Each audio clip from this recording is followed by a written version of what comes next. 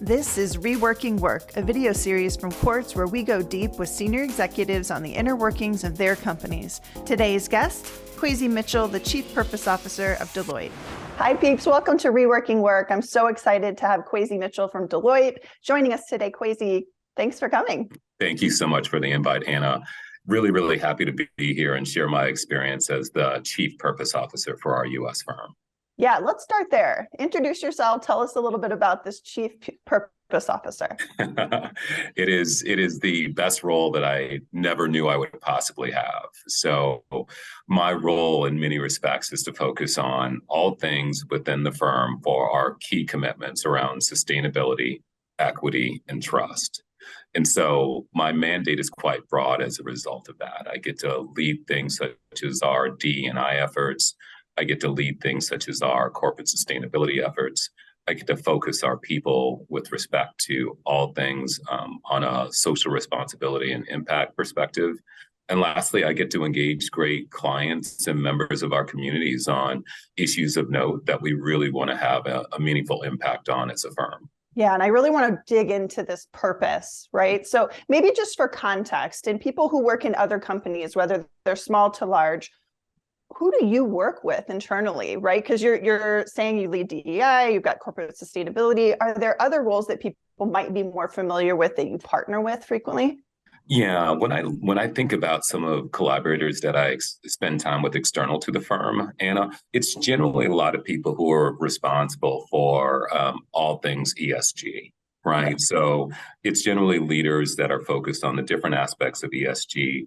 And I view my mandate as being more broad than that, right? Because there are a number of distinct things that are really important, because ESG to me is always it's a reporting mechanism, it's a framework, it's a framing and a signal to marketplaces. Purpose is our why. And so my responsibilities, albeit they do impact and really drive upon some of those core aspects of ESG, it really is more comprehensive than that.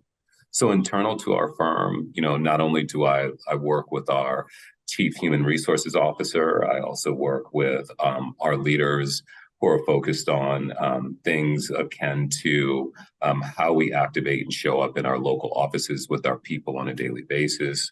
And I also spend a lot of time with our client teams just to think about how do we create environments where we can engage with our clients on meaningful activities beyond the core aspects of our work. But how do we also help people to understand that being focused on purpose is in fact good for business and good for work overall? Yeah, it's interesting too when we think about purpose, right? A lot of us from the individual perspective. So we were sort of looking at this from the ESG, this corporate perspective, but from an individual perspective, I think people hear the word purpose and get either stressed, right? That they don't know their purpose or they don't know their passion. It's just, these are just words thrown around so much when it comes to like your career. So how do you equate this when it comes to purpose versus passion? Well, when I think about my career, and I think I've shared this with you before, like I'm a chemist by training, and there are things that I was passionate at different points in time, be that, chemistry when I, pursued my PhD, into joining the workforce and joining Deloitte, where I've had many different types of clients across a variety of sectors. And that was my passion, right? That showed up and it evolved with time. My purpose, I realized, was always fundamentally solving complex problems and challenges.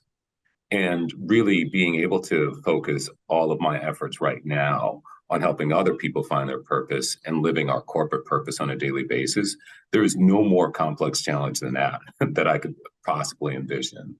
And so my viewpoint is always like passion will evolve. It is something that we all inherently have.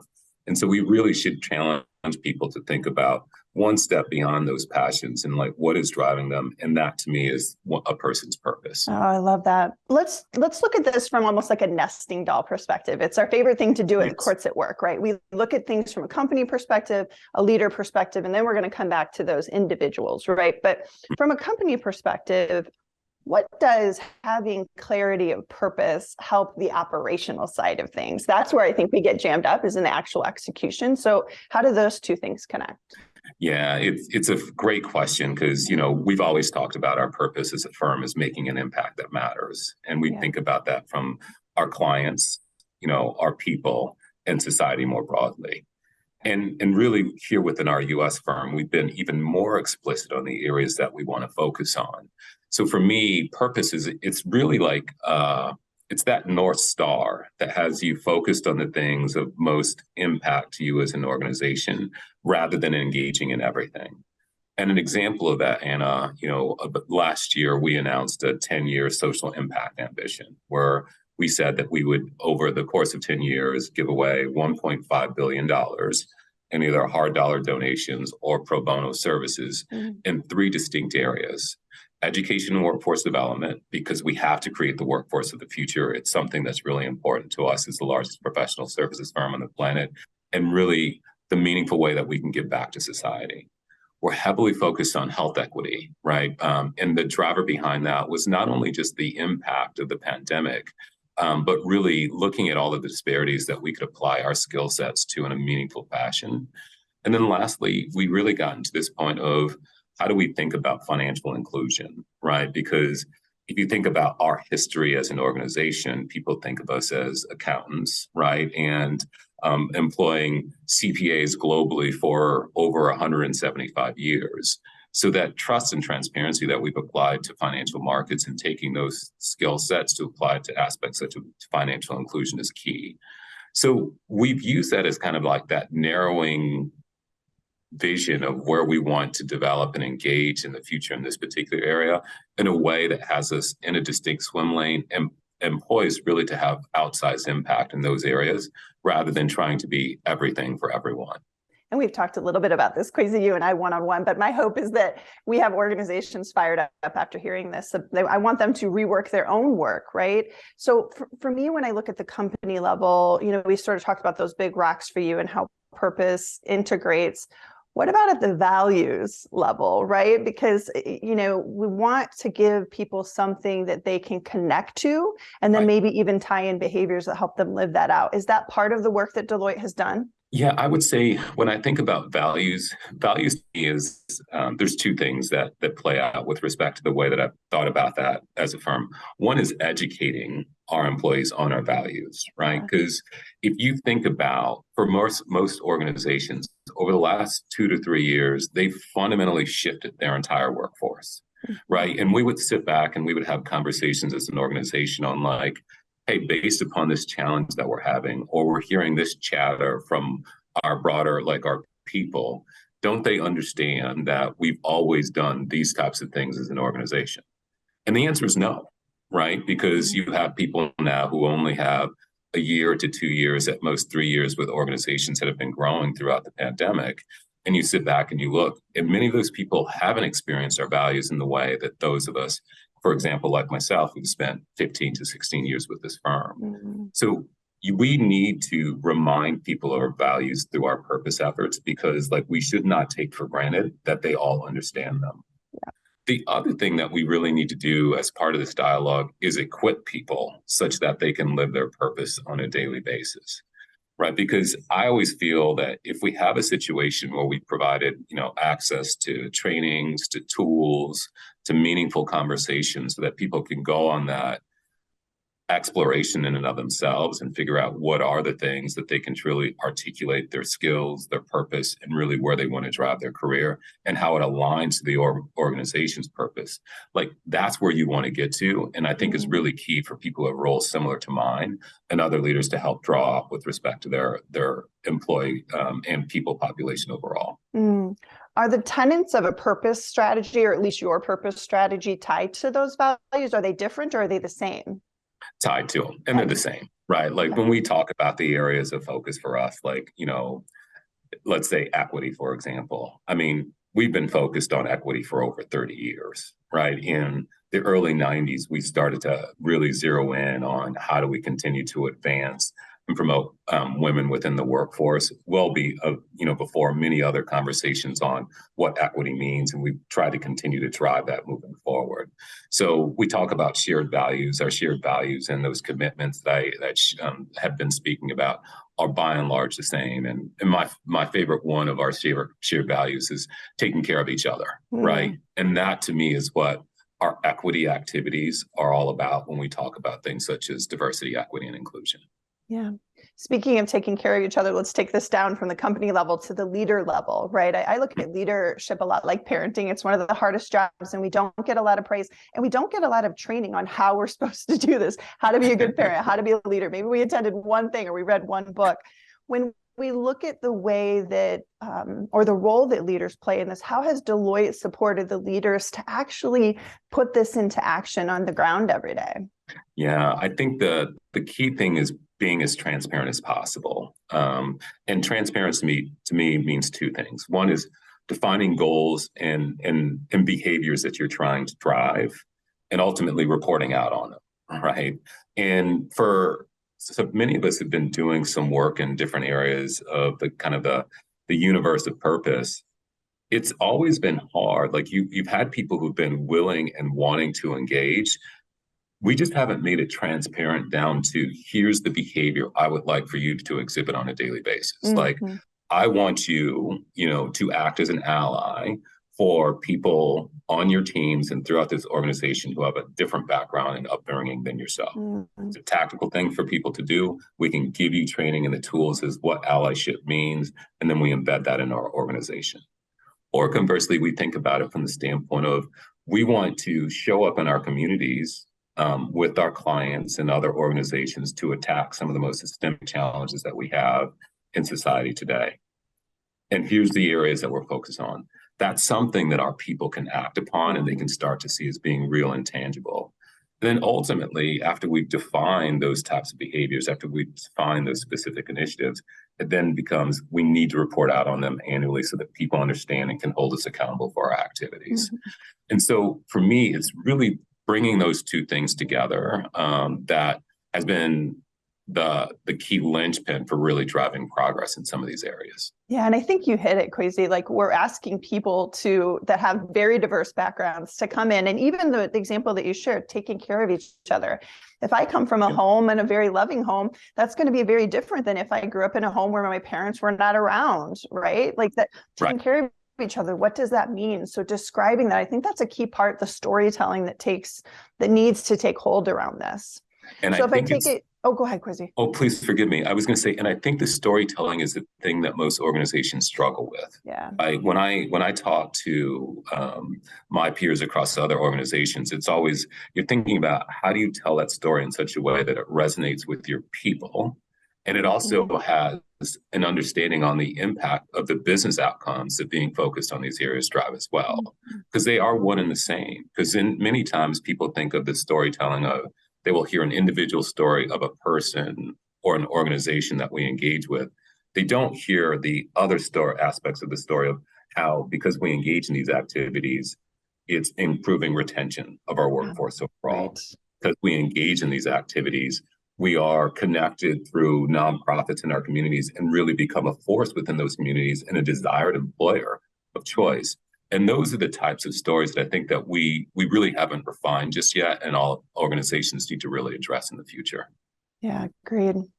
We're talking about the leader, but then I'm looking at the other side of a team, right? Their job is to take this group of people, 2, 5, 50, whatever, however many people, and move them from sort of point A to point B, wherever they're headed.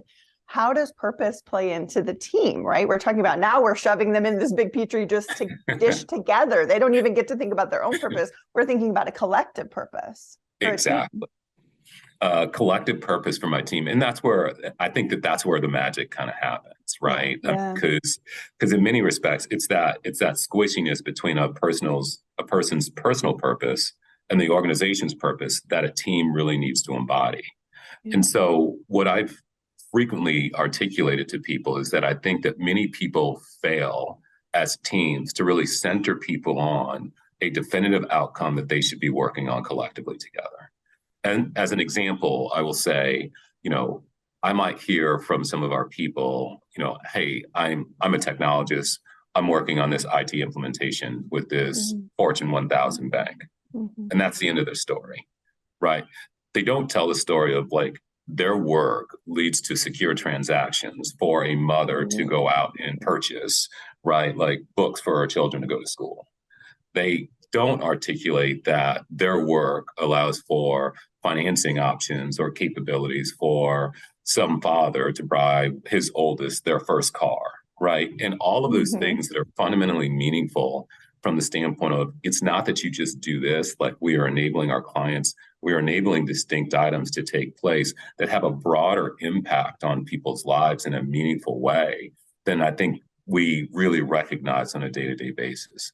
And it's our team's focus to remind people of that and to give them opportunities to engage in a way that they harness those people's personal purposes and their passions, as we were talking about earlier, towards those causes. I always tell people we need to have a bragging class instead, right? Yes. Like where we learn a little bit, because, I live in the Midwest, Kwasi, and people say it's Midwest nice. I know it's not. My clients in India act the same way. This is a human thing where something has happened to us in human that we feel like we're bragging when we're able to talk about our strengths and what's important to us. I completely agree. And it's really fascinating because, I'll talk to people who have work at organizations like a healthcare organization. They have a clear purpose, right? And then you sit back and there are companies that have had clear purposes for years, but them being able to translate that down to their people so their people can articulate that. Struggling there, it is a gap of a bragging class, that capability. And as you know, I'm also from the Midwest, right? And I've seen it everywhere that I go to, that there's always that gap with being able to articulate what's important about the work that we do on a daily basis that has impact beyond a paycheck or beyond the activity that I just completed this week. Yeah. And as we move to the last part of our sort of funnel, we did the company, we did the leader, we did the teams, and we're at that individual level. And it's interesting that I approach things like this because really, I think as an employee, as an individual, it's that self-awareness that is going to lead to other awareness at that team level. Ooh, how do I work with the people around me? And then it leads to organizational awareness, right? Ooh, how do I fit into this big, large system, even if it's only 50 people? So I think self-awareness at that individual level is really important. To talk about what companies can do to help individuals build that clarity and connection, really. Yeah, I think there's a few things that organizations can do because in many respects, when I think about a person thinking about having that clarity and that self-awareness, part of it's just providing tools to help them think through it, right? Because for me, helping people understand their skill set and a challenge that's important to them in an environment where they can drive impact, that's purpose, right? Like it's that skill set, I found the challenge, and I'm in an environment where I can apply the impact. And helping people to understand, like, what is that skill set that I bring? Those things that give me energy on a daily basis, that when I'm doing them, I feel like that 8-hour workday flew by. It only felt like 2. And I also feel like the importance of having a challenge of note and substance that people really rally around, right? Like it's easy for me. I frequently have a conversation. My chief of staff and I, we're both highly passionate about education and workforce development and providing pathways for people to have family sustaining careers. And so we always recenter ourselves on that challenge. How many jobs did we create today? How many people did we give an opportunity to? Because it's a challenge that we both feel is so meaningful, right? That it's worth dedicating the hours and hours and years of our life on this. And lastly, you just need to be in a place where you can have impact. And I think that ties also to aspects of just team purpose and organizational purpose as well. And when you see people, in my experience, who are somewhat out of depth or just don't kind of like have that feeling of that connection to their organizational purpose, it's because I feel like they got that gap with the ability to have an impact that matters to them. And so I really think about it like when I'm advising people on how to think about joining an organization, and also for leaders to think about how do we make sure that like we articulate this to our people properly. Telling that impact story, to your last question, which is something, as I said, we don't always do as well we should. Yeah. Beautifully said, Kwasi. I'm interested in, excuse me, going down into the toolkit a little bit more, right? Are there ways or tools that we can point leaders to, or even, company executives to, and says, think about something like this? Are there any tools that have been beneficial for Deloitte, either at that individual team or leader level? Yeah, we have a number of tools that are focused on like finding your strengths, right? Strength Finder is always really, really important, right? We have a number of tools that are specifically around and trainings around how to apply and find a team's purpose, right? So, where we actually go through an exercise of pulling a team together and having the team define their purpose jointly, right? Like there's numerous examples out there of things of this nature. I think it's a phenomenal thing to do, particularly when you're forming new teams or you're going through a reset with a team, so that like all the team members feel like they've bought into that team purpose and they understand kind of that anchor point for why they do what they do. The other thing that I think is really important is to find different avenues for our people to engage on things that are impactful, but aren't solely driven around work, right? And this is where we get into doing joint activities that are more social impact focused, right? As a team, engaging in a particular activity where you give back to a community, where you give back to an organization, where you contribute and do something meaningful, to pull that together so that you have this sense and also examples of driving impact together external to work. So it becomes easier to do that within the flow of work. There's a tool that I created a number of years ago, Kwasi. It's such a simple tool, but I did it because everyone that I was talking to, maybe not all the time, but we all reached a certain point, and probably repeats itself, where we're asking, like, is this what I should be doing with my life? And if so, what should I be doing next? People want to know that they're working towards something. And I don't think it has to be up. It just has to be something of impact. So the tool is called the Passion Patchwork. And the reason I chose Patchwork, Kwasi, is because I wanted people to feel empowered, especially from a passion level. Yep. And you can tell me in a minute if this aligns with purpose. But you said passion, did you say it evolves, right? You said that at the beginning of the conversation. Because it evolves, I want them to look at it like a quilt of many colors with different squares that can be removed when they no longer serve you. Right. So how does the passion patchwork, does it connect to the person or purpose patchwork, or should purpose be more stagnant? I think it connects. And really, I think it connects. Well, I'd like for you to send me your tool, because I did not. Right. So like, I need to know that, definitely.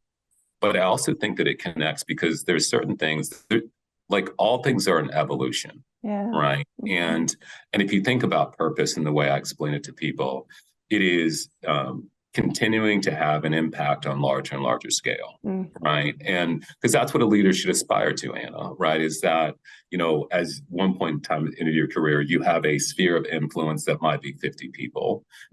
As you continue to mature, perhaps it becomes 1,000, perhaps it becomes 2,000. And I feel like the leaders that I've always truly admired are people who have had just this outstanding sphere of influence that did not tie necessarily to the title of CEO, right? Or that did not tie directly to the title of president of X, Y, and Z.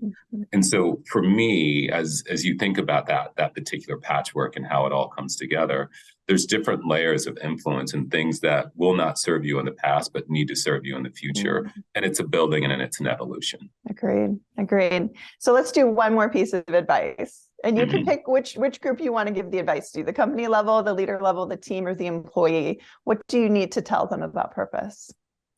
I think it's really critical, and I'll start with a company level, that there's two things that I think that everybody should remember.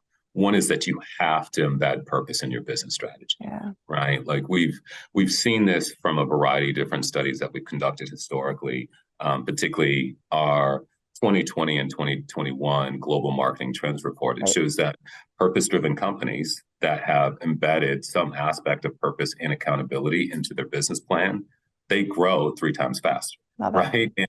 And there's just this, like, there's no way that you can talk about purpose and not have it embedded in your long-term business planning into the core things that you measure on a daily basis. So that's one piece of advice that I would give to organizations.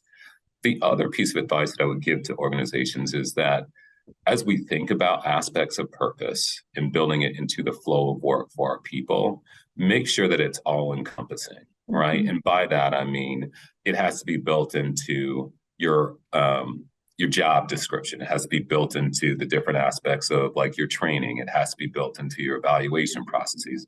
Just be thoughtful in how you anchor purpose in so many different things and reward people for it appropriately, because that's only when that you have all of those things coming together, from it being embedded in your business strategy and into your core operations, that you find that kind of secret sauce that I feel like the truly purpose-driven organizations do really, really well.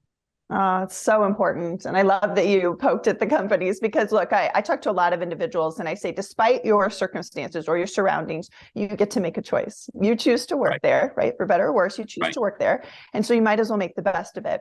And as much as I tell them that, I know that the system level needs to change too. So I really appreciate you poking at that company level, because I know one thing is true, right? The hundreds and thousands of people that I've talked to over the years, they really do want to know their purpose better. They really do want to put their purpose to work. The systems just have to enable that better.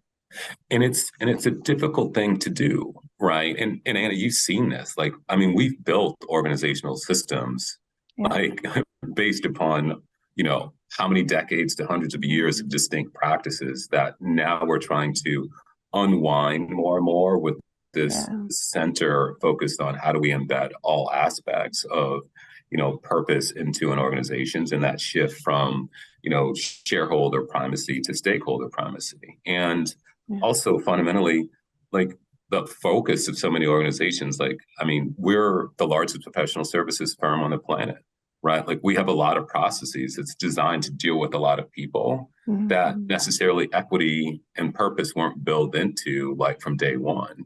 And so how do you go back and unwind some of those things so it becomes easier for our employees to find their purpose? It becomes easier for our employees to engage. It becomes easier for our employees to understand our core values in a way that is meaningful to them. I mean, it's just hard work. And I think it's the hard work that all of us need to do. Yeah, it is hard work, but with a little bit, and that is the key to this work. You and I know this, Kwasi, because we've been doing it for so long. It is hard work. And one small step can make a huge difference, right? I don't want anybody to leave this session and think like, oh, we've got to completely transform our organization. I want just small incremental steps, right? Because people are going to feel that, see that, and then they're going to respond and help it grow. I'm smiling because there's an aspect of that. Like, I kind of feel like you and I have the same talk track, even though like we clearly have not, like, I say all the time, like, when people are asking, what do they need to do? And my first is like small steps add up, right? Like particularly for large organizations, small steps add up really quickly and they have an outsized impact on like what we can do and the environments that we can create for people. And for smaller organizations, small steps matter because your people see it immediately, right? Like it's something that they see that's very real in a very short time period. So I don't think of any of these challenges as something to be daunted by. I think of them more as like, start doing those little things, because that forward momentum that as it builds up truly does become transformational. Good. And I will two-step that last advice, Kwasi, to say like, not only do we need to define those, then we need to tell stories about those small steps that we took. Don't be afraid to say, this is our intention. We're actually trying to make you happier. I feel like companies don't want to be honest about that. Be honest so they can see the effort. Yes. And as I said before, like so many of us, our workforces have gone through this dramatic transformation over the last 3 years. We need to remind people why they continue to show up and why they selected us to be a place where they give so much of their time and energy towards. And those stories are just really, really critical for making sure that people don't forget that. Yeah, we've got to make business and work better. I think we can do it. I think we can do it. It was Kwasi. Thank you so much. This was just an honor to have this conversation with you.